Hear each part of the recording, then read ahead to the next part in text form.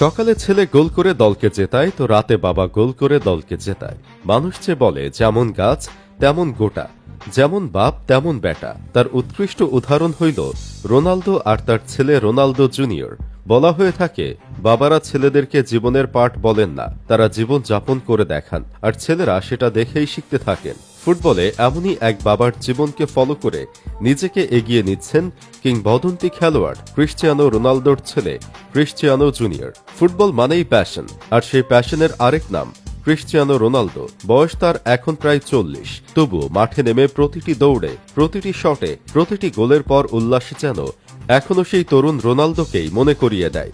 আল নাসেরের জার্সিতে গোলের পর গোল করে প্রমাণ দিচ্ছেন পেশাদারিত্বের মানে শুধু পরিশ্রম নয়, ভালোবাসাও। এদিকে ইউরোপের আকাশে উঠছে আরেক রোনালদো সূর্য, ক্রিশ্চিয়ানো জুনিয়র। পর্তুগালের আন্ডার-16 দলে খেলছে নিয়মিত, গোল করছে, আলো কাটছে। সম্প্রতি একই দিনে পর্তুগাল আন্ডার-16 দলের হয়ে গোল করেন ক্রিশ্চিয়ানো জুনিয়র। অপরদিকে আল নাসেরের হয়ে গোল করেন ক্রিশ্চিয়ানো রোনালদো। এই চিত্র দেখে অনেকেই বলছে বাপ কা বেটা সিপাই কা ঘোড়া, মানে প্রতিভা রক্তের মধ্যেই বইছে। এছাড়া জুনিয়রের মাঠে বল কন্ট্রোল, গতি আর গোলের পর উদযাপন সবেতেই রয়েছে বাবার ছোঁয়া। যেন ফুটবল আবার ফিরে পাচ্ছে নিজেরই রূপ, নতুন শরীরে, নতুন প্রজন্মে। কিন্তু এই গল্পটা শুধু প্রতিভার না, এটা প্যাশনের উত্তরাধিকারের গল্প। রোনালদো যে কখনো হার মানে না, সেটা শুধু নিজের ক্যারিয়ারে না, নিজের ছেলের মধ্যেও ঢেলে দিয়েছেন। জুনিয়রকে প্রায় দেখা যায় বাবার মতো জিমে ঘাম ছড়াতে, শুটিং প্র্যাকটিস করতে, গোল উদযাপন কপি করতে। ওদের দুজনের এই খুনসুটি, এই একসাথে ট্রেনিং করার মুহূর্তগুলো যেন মাঠের বাইরেও এক অসাধারণ বন্ধন তৈরি করেছে।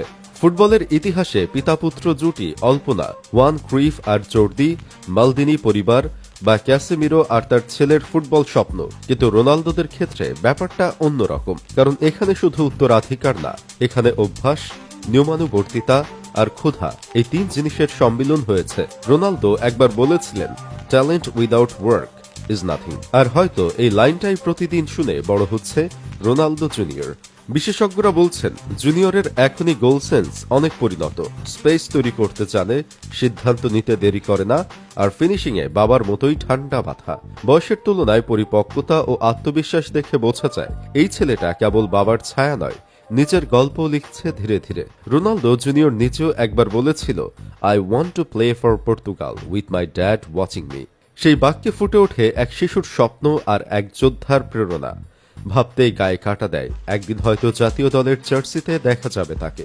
হয়তো তখন বাবা গ্যালারিতে বসে গর্বের হাসি নিয়ে দেখবেন ছেলেকে দৌড়াতে, ঠিক সেই আগুনে ভরা চোখে যেভাবে একদিন তিনিও দৌড়েছিলেন। এই পিতাপুত্রের সম্পর্কটা কেবল রক্তের না, এটা একই আগুনের 2 শিখা। এক শিখা এখনো জ্বলছে সৌদি মরুভূমির স্টেডিয়ামে, আরেকটা জ্বলে উঠছে ইউরোপের অনূর্ধ্ব দলের মাঠে। সময়ের সাথে এই 2 আলো হয়তো একত্রিত হবে, একদিন হয়তো আবার একসাথে পর্তুগালের পতাকা তুলে ধরবে তারা। যেমন প্রবাদে আছে, lions club is still a lion. Ronaldo জুনিয়রের মধ্যে সেই সিংহের ছাপ স্পষ্ট। আর যখন পিতা নিজেই কিংবদন্তি, তখন সন্তানের লক্ষ্য হয় কিংবদন্তিকে ছাড়িয়ে যাওয়া। শেষ পর্যন্ত রোনালদো জুনিয়র জুটি শুধু ফুটবল নয়, অনুপ্রেরণার এক জীবন্ত প্রতীক। তারা প্রমাণ করছে প্যাশন শুধু জেতার জন্য না, এটা প্রজন্ম থেকে প্রজন্ম ছড়িয়ে দেওয়ার জন্য।